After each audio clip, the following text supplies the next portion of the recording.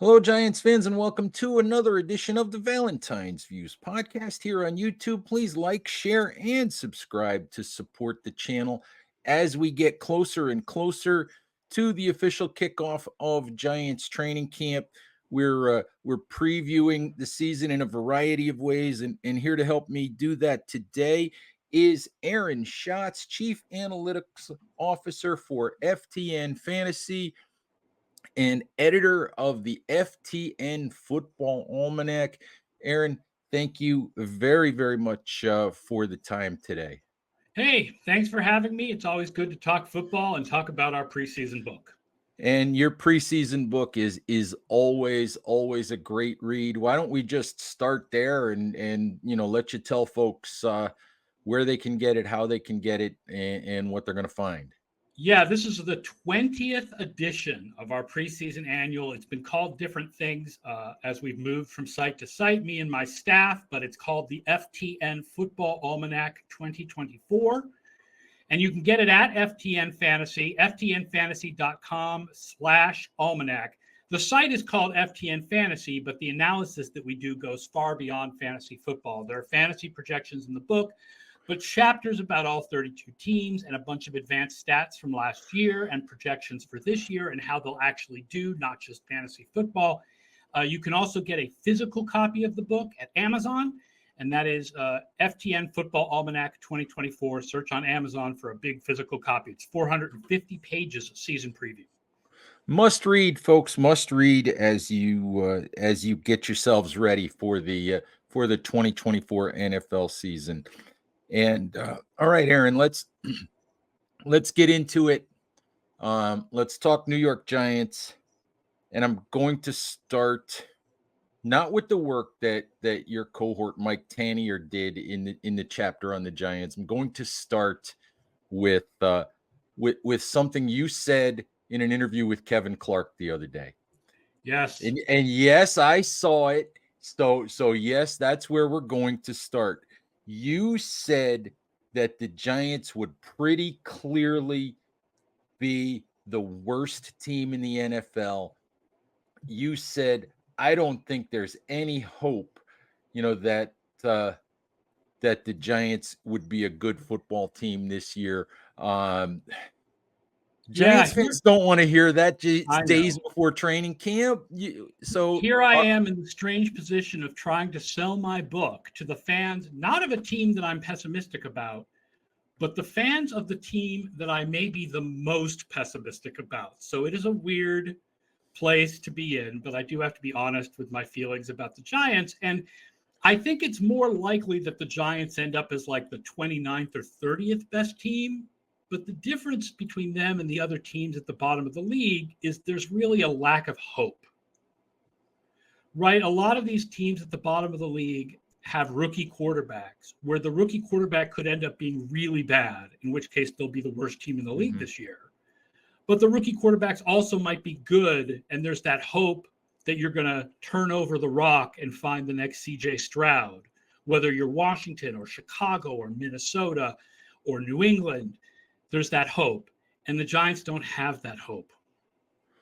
Yeah, I guess we have to have the Daniel Jones discussion first and foremost. Then this will be year 6 with the Giants and Daniel Jones.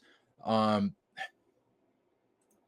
don't know that there has been a clear opportunity, for the Giants to find a replacement for Daniel Jones. I don't know I don't know if they're in this situation, because of, we can talk about John Mara being in Daniel Jones' corner, but I also think John Mara was realistic this offseason and said, if you can find a guy, go ahead. But I don't think it's so much that the Giants love Daniel Jones so much. I think it's that situation where they haven't been in the right spot to move on. You agree with that? If I remember correctly, they had a high draft pick in 2023 that they could have used on a quarterback. Well, they could have used, if they had that, they had the 25th pick, and I think they moved up to 24. Maybe I'm thinking of the year before that they had a high pick that they could have used on a quarterback.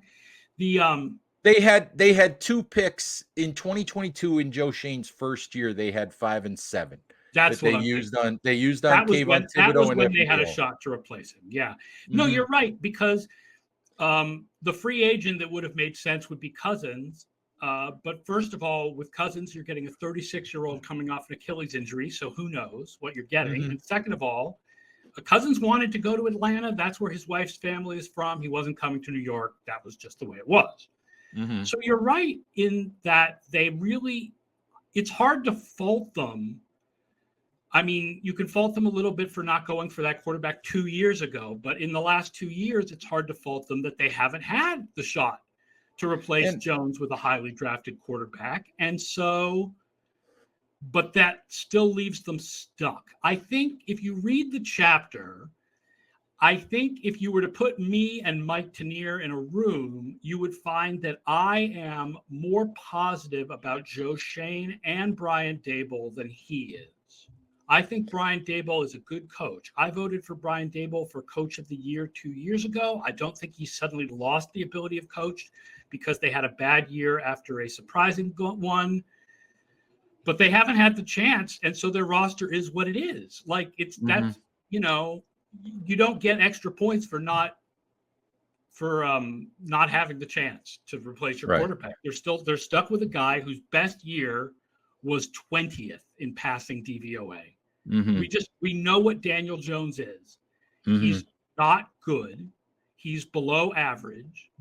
He's not terrible, but the quarterbacks who are terrible, for the most part, give you hope because they're young, and Jones isn't anymore. Right. It's interesting. Let me ask you this. Obviously, Joe Shane on Hard Knocks, we saw Joe say clearly, this is the year for Daniel. And some people take that as him doubling down on signing Jones and all of that. I don't take it that way. I take it as this is the year that he has to prove to us once and for all, can we go forward with him or can we not go forward with him? It sounds to me like you almost feel like if he shows the Giants enough that they continue with him, that really isn't a good thing. No, it would be honestly better off for them to realize they need to move off him and get a high pick for next year and get one of the next year's top quarterbacks. That would be the best place for the Giants at this point. Interestingly, the top guy or the guy that most people consider the top guy right now is Carson Beck. And Yeah. interestingly, Daniel Jeremiah, I'm sure, perked up John Mara's ears this week by dropping an Eli Manning comparison in talking about Carson Beck. So since the Giants seem to always fall back on that Eli model, I'm sure he perked up John Mara's ears with that one. Yes. Um, you mentioned, Brian Daboll. We've talked a little bit about Joe Shane, and we'll do that more in Mike's piece. And I've had Mike on the show, and Mike's a good guy, and Mike and I, I always get a kick out of, Mike and I's Mike is a snarky guy, and he likes to pick on the Giants, and we know that. But do you agree, sort of, with Mike's assessment or assertion that it kind of feels like in year 3 that the Giants are still kind of running in place? Yeah, I do. And part of the reason is because they had the surprise season 2 years ago. Right. Right? Where their general performance was not great. They were 23rd in DVOA, our main stat. But they still went 9-7-1 and made the playoffs. It was, I think, a great coaching job by Daboll to get that team to 9-7-1 despite the underlying performance and the injuries. But it meant that they got stuck running in place even more than they would have otherwise. And it Yeah. doesn't feel like this team is any better than, other than adding Brian Burns. It doesn't feel like this team is really any better than it. Well, I guess, and I'm a big Malik Neighbors guy. Right. Than they were like 3 years ago. Right. So it's almost like it was a lot of fun to watch that team make the playoffs. But in terms of roster build, uh, you're kind of making the argument that it was almost counterproductive, because instead of having that top 6, top 8, top 10 pick, they were at the bottom of the first round needing to trade assets to get Deonte Banks to get the player that they wanted. And this is an interesting debate that we have all the time about what it means to be a fan. Would you rather have your team make the surprise wild card run, or would you rather have them suck for 4 and 5 years so that they can really rebuild and try to rebuild a really good team? Like, what's the trade-off in happiness for fans, right? So, but, we can debate about that all day, but what happened, and they are where they are. Right. And it's interesting because there's been so much talk about whether Joe Shane should be on the hot seat, whether Brian Daboll should be on the hot seat. I personally, unless this year goes completely off the rails and they are the worst team in football and they win 1 or 2 games, I don't see it, because I do think Brian Daboll is a good head coach. I do think Joe Shane has put together a good front office that, given time, will get it right. I'm kind of with you. And again, this is definitely a disagreement between me and Mike, who wrote the chapter. It's weird to say this might be the worst team in the league, and yet we don't think they need to overhaul the front office and the head coach. But they feel kind of like they've done what they could do. Like, it's not their fault that Evan Neal hasn't developed. They drafted an offensive lineman when they needed an offensive lineman. And they drafted a guy that everybody agreed should be drafted in that place. He was not overdrafted. Right. They took the guy in the place where the guy should have gone, and he just has been bad. Yeah. And it's hard to blame them for that. Right. It's not like they reached and took a guy everybody else had in the 4th round, and then that guy didn't develop, and we're all like, what were you thinking? Like, and you can make that argument with John Michael Schmitz last year as well. Took him in the place where he should have been taken, and because of whatever circumstance, second round pick. Yeah, that's when you break the seal on centers. That's right. Mm-hmm. Not a 1st round pick, 2nd round pick. Right. Yeah. So you can make the argument, even with Kayvon Thibodeau, that they've done a lot of the right things, and they just haven't quite worked out the way you'd like them to work out. Thibodeau had 54 pressures and 11.5 sacks last year. It's worked out. Yeah. Yeah. He's not the problem. Right. No, he's definitely not the problem, although people want more, and I want more, and he wants more. Yeah, I'm sure he'd like to be in the Myles Garrett stratosphere. Well, only a couple of guys get to be in that stratosphere. He's very good. Right. So let me ask you this. It's not really an Almanac related question, but if you've watched the Giants on Hard Knocks, what have you thought of what you've seen so far? And is it uncomfortable at all watching those kinds of discussions? I haven't. I don't know. Maybe that's bad for my job that I haven't watched the Hard Knocks. I have to come clean. I have not watched the Giants on Hard Knocks. I know you've been busy trying to edit Mike Tannier's work. I can't blame you for that. Let me ask you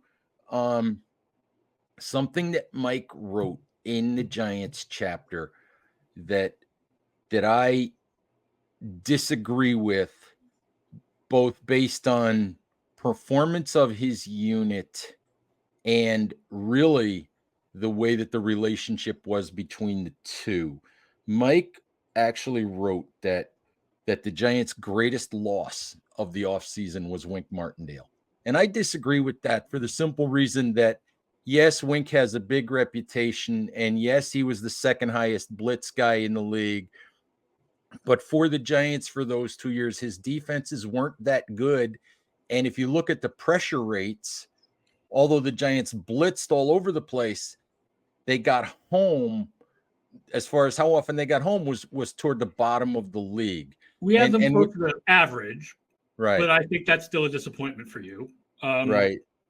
So I just disagree with that assertion that it was their greatest loss. 21st last year. We have it 21st last year.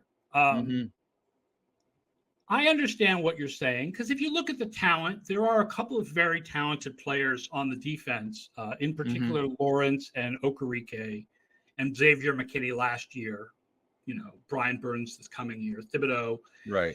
Um, you feel like that's a defense that even with an average coordinator should finish 21st because there are some good players on it. So I definitely see what you're saying there. That being said, one of the things is that all other things being equal, teams with new coordinators and new systems tend to take a step back. We don't see it that much because often those teams were bad, and the Mm-hmm. power of regression towards the mean is stronger than the power of struggling a little bit with a new coordinator. Mm-hmm. But it is a loss to lose your coordinator. Mm-hmm. Yeah, I understand. Let me ask you this. We talked about um whether it would be good or bad for the Giants to be, 9-7-1, whatever. Um, do you see a path for them to get to 9 wins, 8 wins, 9 wins, to be relevant in December? Although we know, I know, how you feel about them entering the year. It's a thin path, but it's there. Like every team has a path, right? I'm not a believer that there's like these teams have a chance and these teams don't. If Jones and Neighbors click, Hmm. if Burns gets a lot of sacks, if the youngsters in the secondary play well, they could go like 9-7-1 again, or Hmm. 10-7 maybe even, Hmm. and win a wild card. And again, then you get into the debate of what do we want as fans? Is that as fans, does that feel good, or does that feel like what we really want is for them to be bad for a couple of years and build a team that can win 12 games, right? Like, Hmm. and the other thing is that is the absolute peak of possibility for the Giants. Hmm. Like, it is not really try to tell the story where they win 11 games. You can't tell it without, Right. unless it would be honestly like the biggest surprise team Hmm. in NFL history, more than even like the 99 Rams. At least the 99 Hmm. Rams had Isaac Bruce and Marshall Faulk, for crying out loud, Right. right? I mean, Right. yeah, they had some quarterback nobody had ever heard of, but No, I've made the case, and I think others have made the case, that you've had a good year with Brian Daboll and Joe Shane, and you've had a down year. And I've made the case that I think people would feel a lot differently about where the Giants are and where those people are if those years had happened in reverse. oh, absolutely. Sure. Yeah.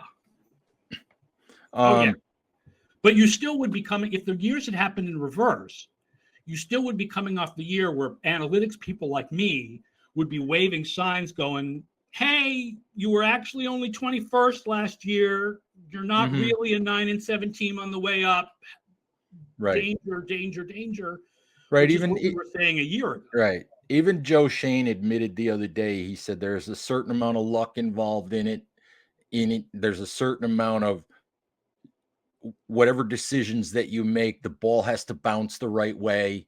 There's a certain amount of all of that ends up, I can think of 2 games last year. As much as the Giants struggled, I can think of 2 games that they should have won if their place kicking situation had been a little bit more stable.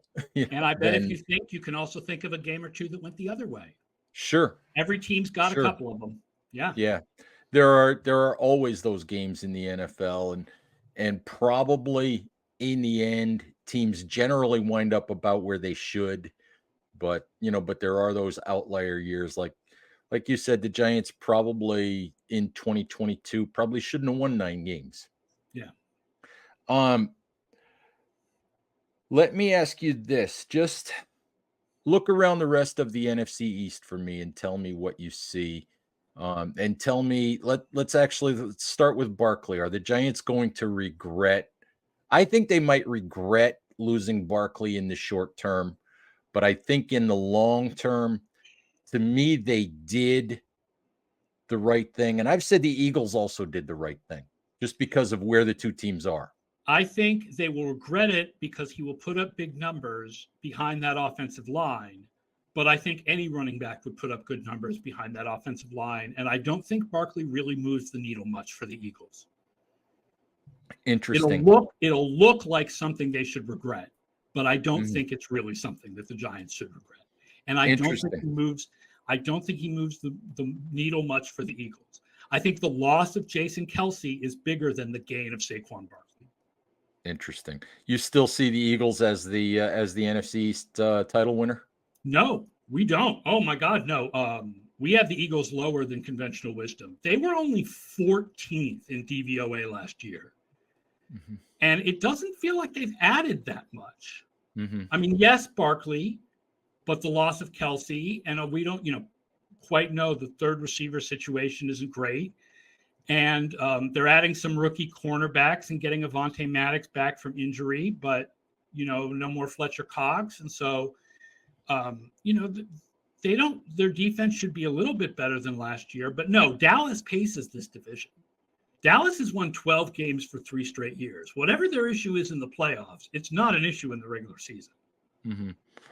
I think that Dallas, it's been a funny offseason for Dallas, though, because their version of all in was to not sign anybody. Yes. Was to not do much. Yes. And that is a little weird, but I think that they're still ahead of the rest of the division, even with that issue. Look, the big deal with Dallas is the future, right? It's right. When are they going to sign those guys for 2025 and 2026 and 2027? But those guys are all there for 2024, so ain't nothing changing. Mm-hmm. Interesting. All right, and you see the Commanders and the Giants sort of fighting for third place. Yes, with the difference being that the ceiling is higher and the floor is lower for the Commanders. Absolutely. That the Commanders are more likely than the Giants to win 3, and the Commanders are more likely than the Giants to win 9, because we don't know what Jaden Daniels is. Interesting, although, it was interesting, and it's a Hard Knocks thing again, but Brian Daboll in the teaser for the third episode of Hard Knocks, Joe Shane asked his staff if they would trade up to get Jaden Daniels, and Brian Daboll said yes. Yeah. Which I found interesting.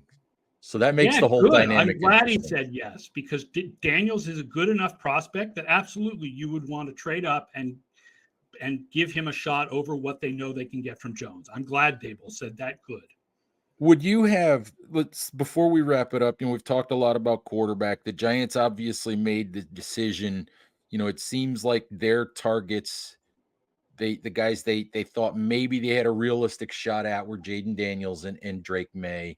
Yeah. And they didn't feel good enough about J.J. McCarthy or Michael Penix, if you want to put him in there, but mostly J.J. McCarthy. They didn't feel good enough about McCarthy to make that call at 6. Looking at where the Giants are, you agree with that or not? I think the way that the modern NFL is, you've got to grab a quarterback when you get a chance to grab a top quarterback. But I don't disagree with them that there are questions about McCarthy and certainly questions about Penix. I probably would have drafted the quarterback as much as I like Malik Nabers, and I really do. Malik Nabers was number 1 in our playmaker score projections. The fact that Malik Nabers and Brian Thomas were able to do so much while they had to share the ball with each other is a really good signal about how good they both are. I'm not a Penix guy. Look, here's the thing about Penix and age. It's not that he has less development time in the NFL because he's older.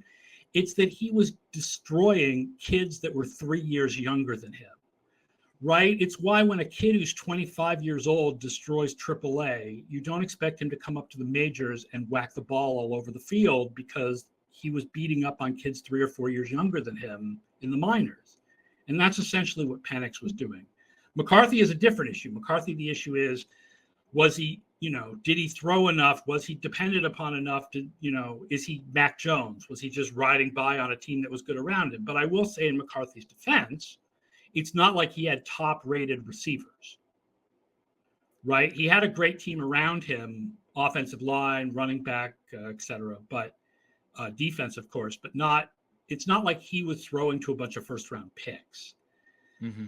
So, I mean, you got to, the thing about analytics is that they show you've got to go for the quarterback when you have a chance to go for the quarterback, even if it seems like a little bit of a stretch. Okay. I think that's probably a good place for us to wrap it up. Aaron, just again, if you want to quickly remind folks where they can get the almanac. Yeah, 450 pages of season previews, all of our writing, all of our stats. ftnfantasy.com/almanac or FTN Football Almanac 2024 on Amazon. You want to find the edition with Travis Kelce on the cover. That is this year's edition. And folks, if you're a fan of the DVOA stats, FTN is where you find them these days. Just Yeah, in we're case going to you have a didn't know. stats hub this year where we're going to be updating DVOA based on charting categories in the middle of the season. So you'll be able to get stuff like quarterbacks DVOA under pressure versus not under pressure or on certain routes. Like that's going to be updated during the season this year if you're a premium subscriber.